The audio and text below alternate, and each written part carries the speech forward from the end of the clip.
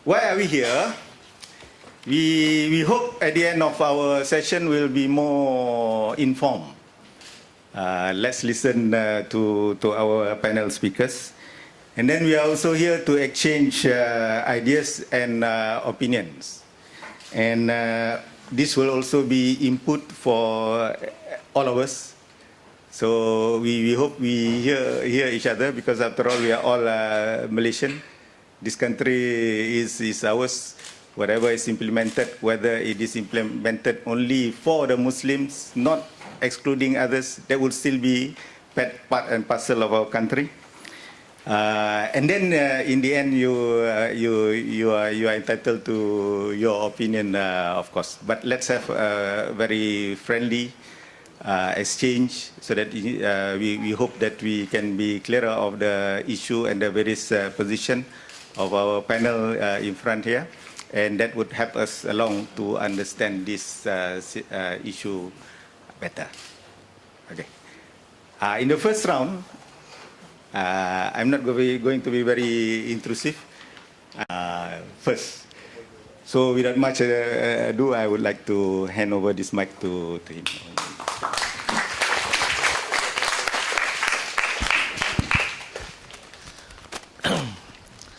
Assalamualaikum warahmatullahi wabarakatuh. A very good evening. Alhamdulillah. Alhamdulillahilladzi hadana li hadza wa ma kunna linahtadiya laula an hadana Allah. Wassalatu wassalamu ala Rasulillah wa ala alihi wa ashabihi wa man da'a bi da'watihi ila yaumiddin. Rabbi shrah li sadri wa yassir li amri wa hlul 'uqdatam min lisani yafqahu qawli. Thank you, Mr. Moderator, the learned panelists, and all the brothers and sisters. I don't know whether the title of the forum is right, Hudud at Malaysia. I suppose it's Hudud at Kelantan. Because past we never at this moment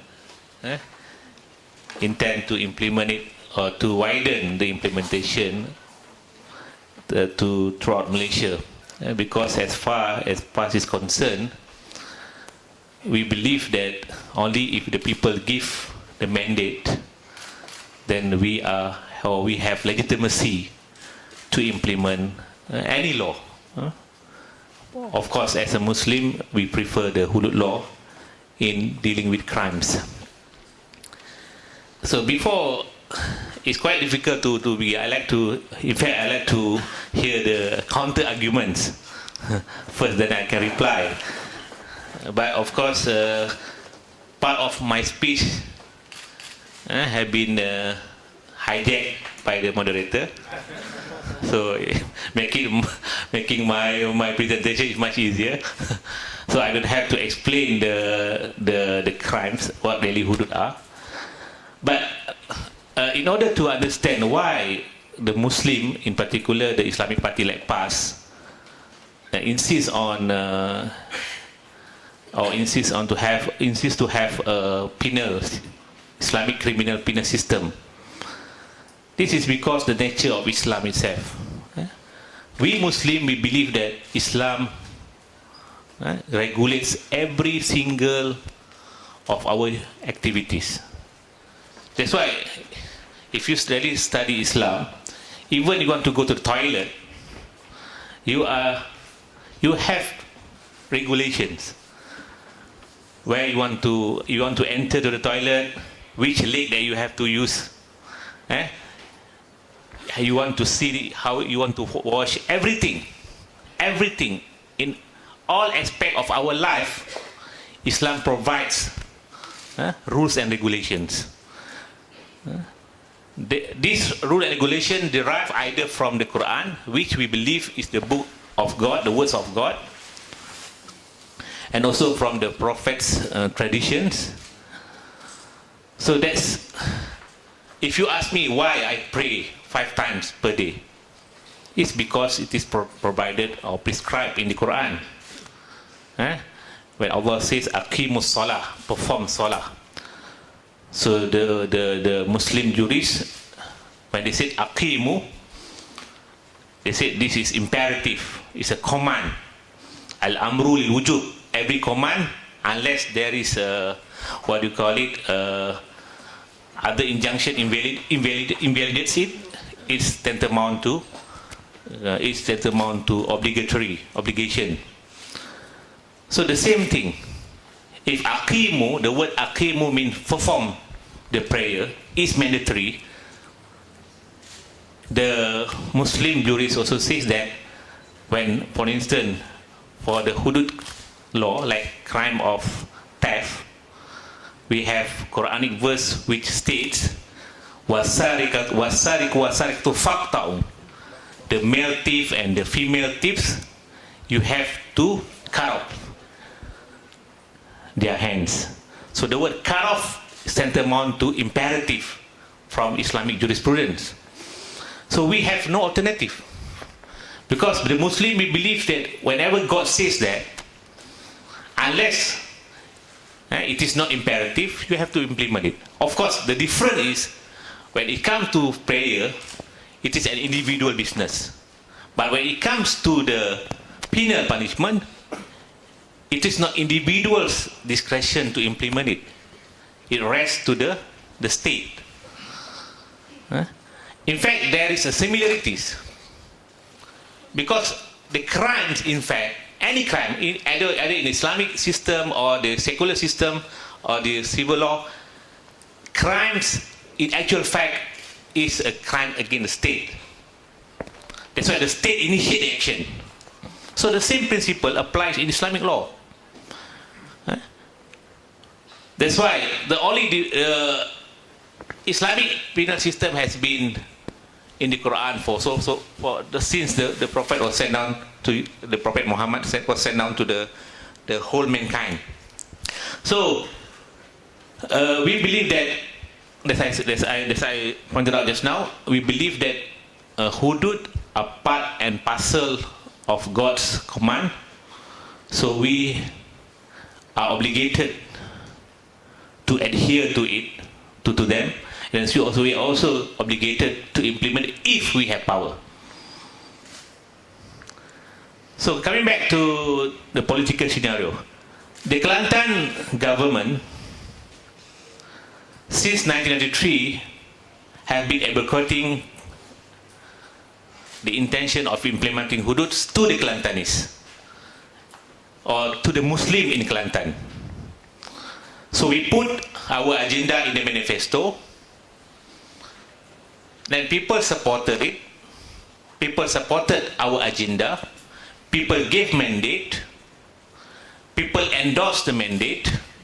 So based on the mandate, in a democratic country, you can only carry out your ideas or your agenda if you get the mandate from people.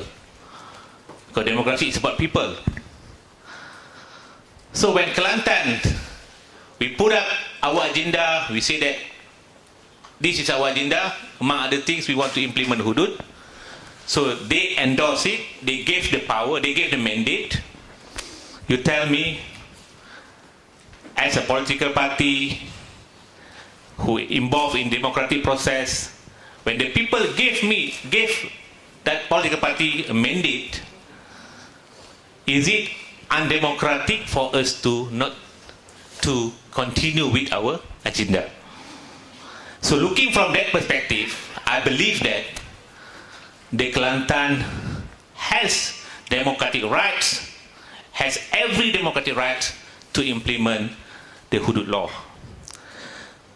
Hudud law in nature are very harsh, but that laws are only reserved for certain crimes only.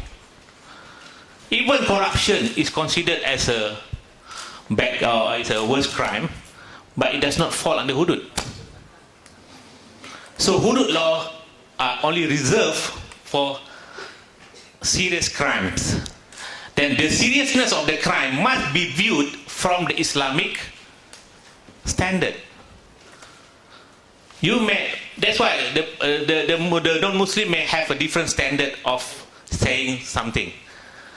For some, maybe they said adultery is not really a crime. That's their standard. We have to respect that. But as far as the Muslim is concerned, for instance, because adultery is one of the crime tribal under Hudud. So in Islam, adultery is considered a serious crime. But there are two crimes, two punishments for zina. We call it zina. Those married couple and unmarried couple. Those who have already married. You are not supposed to commit adultery because you already have your wife. So Islam viewed familiar relationship as very, very important. That's why at the very beginning, when we have daughters and sons, even at the minor age, 7 years old and 8 years old, we have to separate the daughters and the son. We must provide a different room, because we don't want to cultivate the seeds of sexual, impulse from the very beginning. So that's why Islam provides certain safeguards. Of course, in Islam, marriage is promoted. So state has to facilitate. If you don't have money, state will assist you, or provided the people's money are really used properly. I understand that if you viewed penal punishment in isolation from the whole concept of Islam, it may be considered as harsh and maybe draconian. But if you view it in a holistic understanding, you may agree that why Islam is so serious in also is so is so serious in promoting this penal punishment. And one essential point that you need to bear in mind, unlike the ta'zir punishment, we call it discretionary punishment. In other words, the judge are given a full liberty to implement any, that's why we understand that all the laws in penal code are considered ta'zir. So there is no need for us to have a different law for ta'zir. Only in hudud crimes, the standard of proof is extremely high. You don't have a very high standard of proof in other crimes except in hudud. In our present system, all the crimes have to be proved beyond reasonable doubt. That's the present standard of proof. But in Islam, as far as hudud laws are concerned, the prosecution has to prove it until certainty. It's not beyond reasonable doubt. It is beyond any shadow of doubt. It's almost impossible. Yeah, because the idea is not really to implement it, to impose the punishment. That's not the very idea. The problem is that our problem is because all the Islamic countries which implement hudud, they are corrupt government. They are failed states. That's why you don't. If Norway, if Sweden, if Switzerland implement hudud, it's much easier for us to campaign. If England implement hudud, it's much easier. But when we have Pakistan, failed states, implement hudud, of course we are in difficulty. I believe that Hudud is meant for a perfect Islamic governance. If good governance, good policy prevail, that's how Hudud should be promoted. So you may ask, how about Kelantan? Okay, so far so good. We have not even a single adult is being subject to corrupt practice. Anyway, I'm not saying that Kelantan is the perfect example, but give it a try. After all, Kelantans want to implement Hudud for the Muslims only. Then one thing, we have been advocating for 23 years. When I went to UK, I met some of the MPs there. I remember the last 20 years. So the question of Hudud also was asked to me. They said, why, how can you want to implement Hudud? I said, that I told you here. Then I said, even when we want to implement, when we got a power in Terengganu, before we implement it, we call all the people to give their views. In this respect, we are much better than Barisan Nasional. Because in Parliament, my experience, they introduced many bad laws without consulting us. Am I right? Recently, they amended the drug law. You don't even, maybe some of you don't even realize. They introduced double presumption. Only 3 MPs from Pakatan who understand the issues and debated. Not even a single MP from BN understand the law, including the minister. This is double presumption to be implemented for a capital punishment. I don't know whether we have criminal lawyers here. Recently, when the government introduced PCA, they also introduced what they call it minimum sentence. Minimum sentence is almost equivalent to Hudud. Because in Hudud law, when it is 100 strikes, you cannot change. The judge, the prosecution has no business to change. It is fixed. That's why they call it Hudud. In Arabic, they say al-uqubah muqaddara, fixed punishment. In law, they call it minimum sentence. Some of you may say, why we have minimum sentence? But the Malaysian government, in PCA, you have almost 10 or 15 offences which carry minimum sentence. I'm the one who objected it.